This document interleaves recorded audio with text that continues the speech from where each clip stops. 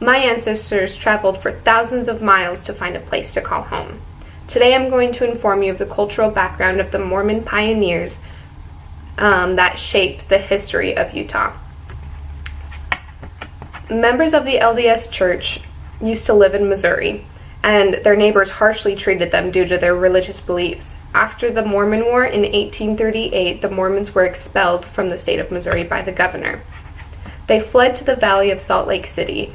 That's because no one else wanted to live there. The people who did this trek became known as the Mormon pioneers. These Mormon pioneers took the journey by foot and handcart. Some of the lucky few had wagons that were pulled by oxen, but the oxen weakened over time from the strain, and the families had to discard some of their valuable possessions like furniture, fine china, and book collections. Some young girls didn't want to give up some of their clothing, so they would wear multiple layers of their dresses.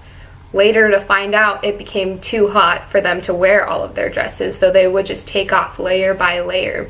The pioneers behind them could see just this trail of clothing left from young women who didn't want to give up their clothes.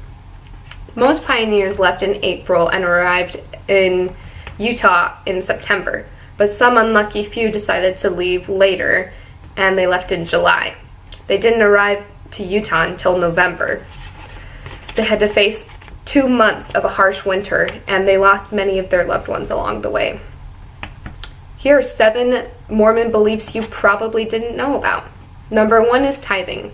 It is not uncommon for religions to pay tithing, but in the Mormon religion, in order to gain acceptance into the highest kingdom, you must pay a full and honest tithing. Number 2 is consumption. It is against the word of wisdom to consume alcohol, coffee, tea, and smoke tobacco. Number 3 is spirits. Everyone who is on this earth was once a spirit and will become a spirit once they die. Number 4 is the nature of God. God, Jesus, and the Holy Spirit are all of separate beings according to the Mormon religion. Number 5 is the priesthood.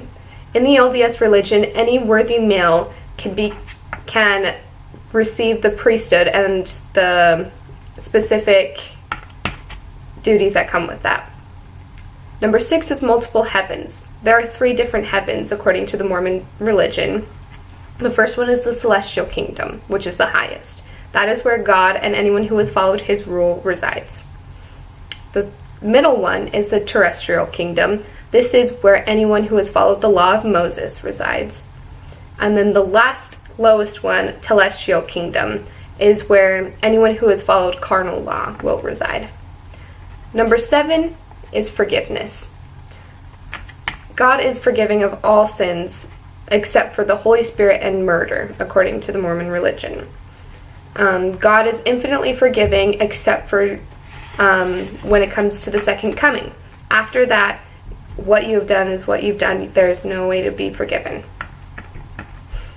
The journey taken and the beliefs by the Mormons have shaped my hometown. Utah would not be the same if the Mormons had not sacrificed so much just to get there and to find a place to be free to practice their religion. Salt Lake City would not have their beautiful temple square, their amazing tabernacled choir, and the many millions of people who live there.